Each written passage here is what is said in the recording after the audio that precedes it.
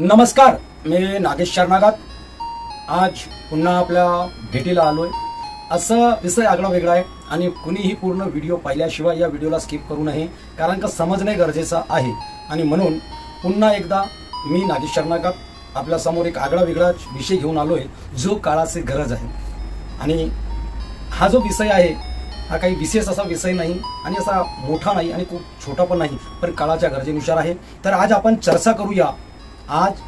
चर्चा करूया परमात्मा एक सेवकांच्या वागणुकीत रोजच्या रोज पडत आहे फरक। परमात्मा एक सेवकांच्या वागणुकीत रोजच्या रोज फरक पडत आहे। आता तुम्ही म्हणाल कसं? तुम्ही स्वतः विचार करा आणि चिंतन मनन करा। आणि जर हा माझा व्हिडिओ तुम्हाला खरंच आवडला आणि कामाचा योग्य असं वाटला तर तुम्ही या व्हिडिओला प्रत्येक सेवकापर्यंत पोहोचविण्याचा प्रयत्न करावा। माझे जोर जबरान नाही।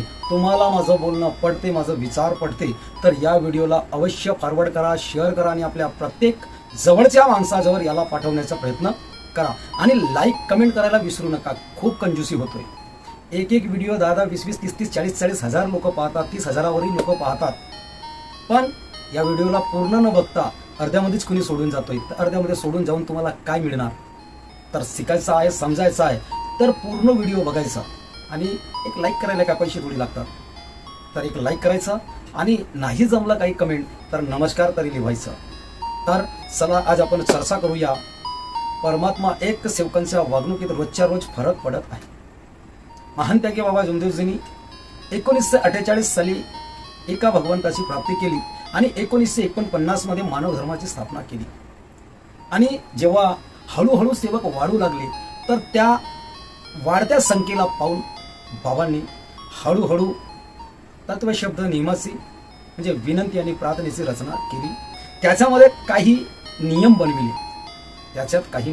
बनविले। हा मार्ग, या मार्गाला कोणी म्हणतात की हा हिंदू धर्माच्या विरोधात आहे, तर ते त्यांचे विचार त्यांना काय विचार करतात करू द्या।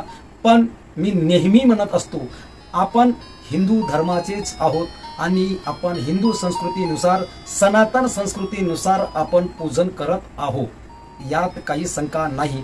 कोण काय म्हणते आपल्याला याच्याकडे लक्ष न देता, कारण आपण हिंदू संस्कृती जपत आहोत आणि सनातन धर्मानुसारच आपण वागत आहोत। फरक इतका आहे की 33 कोटीला न पूजता आपण एकाला पूजत आहोत। बाबांनी आपल्याला या मार्गाला चालवण्याकरिता काही नियम दिलं, काही बंधन दिलं। आपलं जो मुख्य आहे विशेष की मार्गाच्या या परमात्मा एक सेवकांच्या वागणुकीत रोजचा रोज कसा फरक पडत आहे।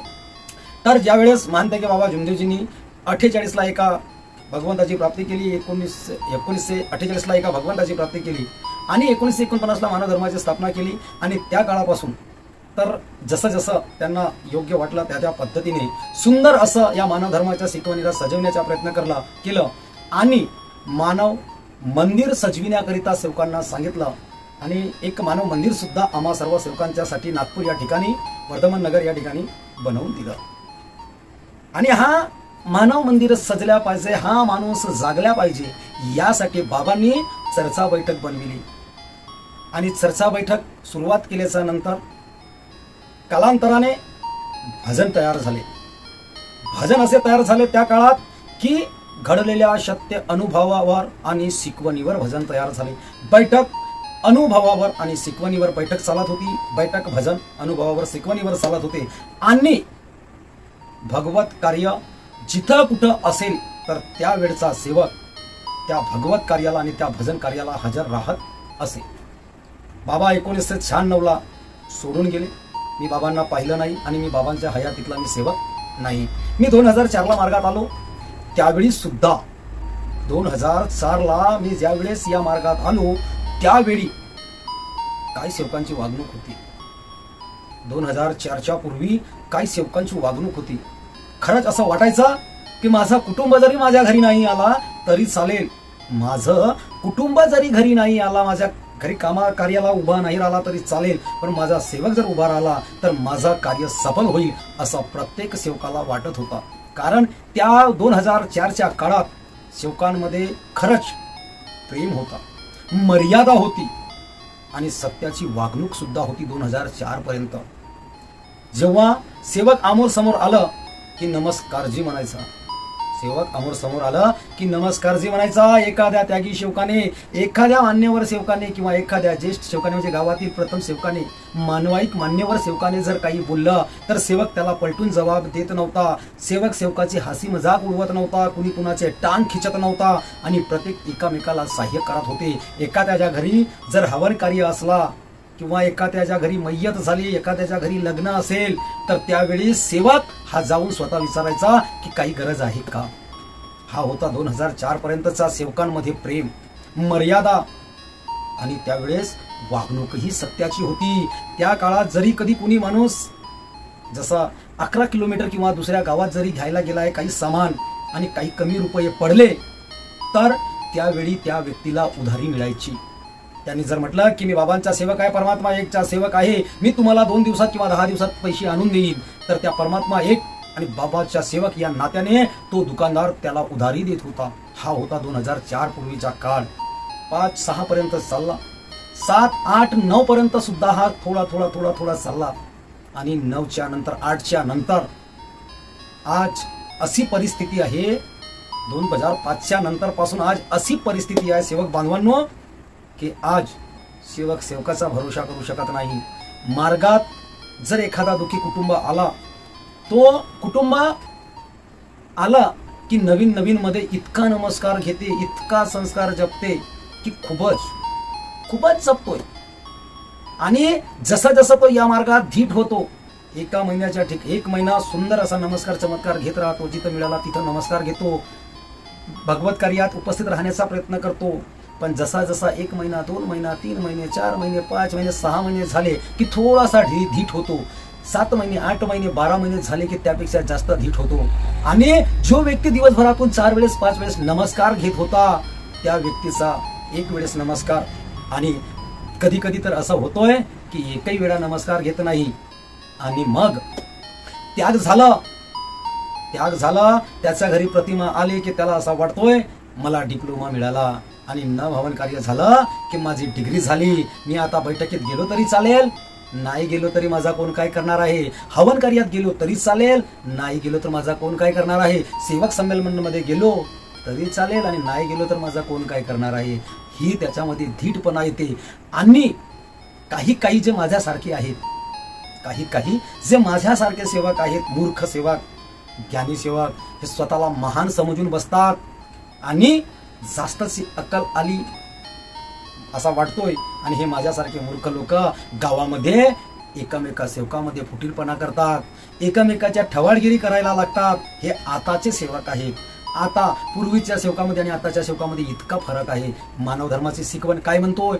कुटुंबात व सेवकात, आपल्या कुटुंबात व सेवकात सत्य बोलणे, मर्यादा पाळणे आणि प्रेमाने वागणे. ते 2004च्या पूर्वी होतं आणि 5 पासून सत्य, मर्यादा, प्रेम याच्यात कितीतरी फरक पडलेला आहे. आणि आजच्या परिस्थितीमध्ये तुम्ही बघा, भजन जागरण आणि आता तोच भजन जागरण आता ऑर्केस्ट्रा झालाय.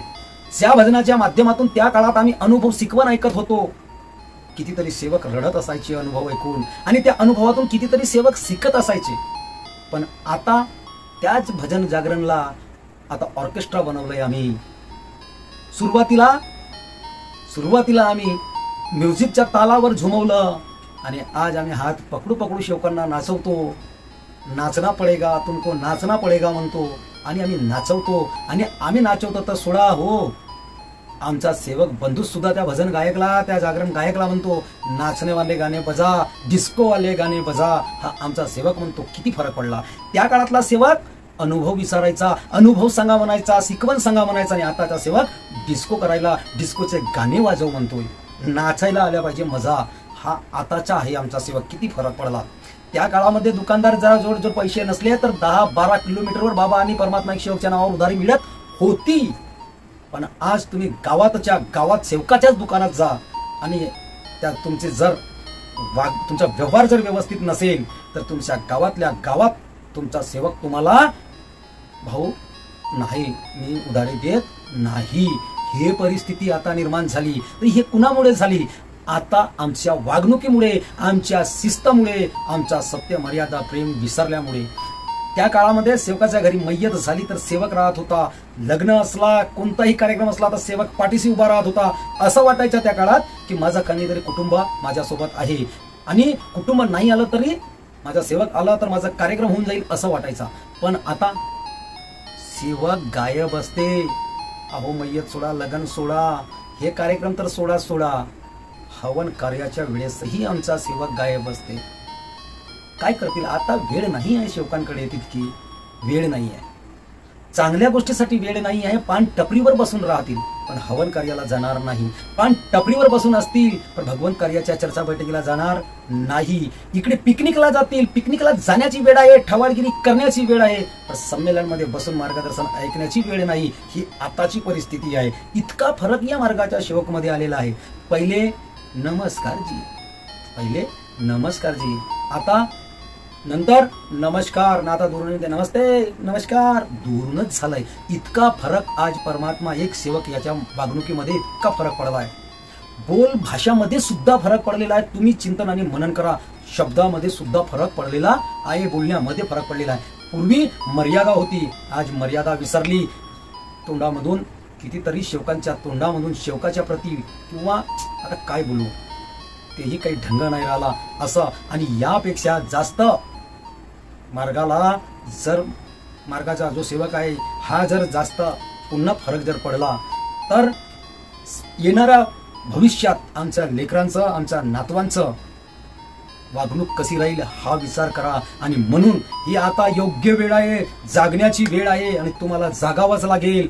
तुम्ही जर आज मर्यादा जपली नाही, आज मार्गाची शिकवण जपली नाही आणि पुराण्या वागणुकीकडे जर तुम्ही वळले नाही तर अवश्य आपण ज्या दुःखातून बाहेर निघालो आणि ज्या गोष्टीपासून, ज्या वाईट वागणुकीपासून आम्ही या मार्गात आलो, त्याच वाईट गोष्टी, त्याच वाईट वागणुकीत आमचे मुलं बाळ कधी जातील हे सांगता येणार नाही आणि त्यांचं भविष्य काय होणार हेही आपण सांगू शकत नाही. आणि म्हणून जे आज वागणुकीत फरक पडलेला आहे त्या वागणुकीला इथंच थांबवा आणि जी मागील वागणूक होती 2004ची त्या शिकवणीकडे वळा.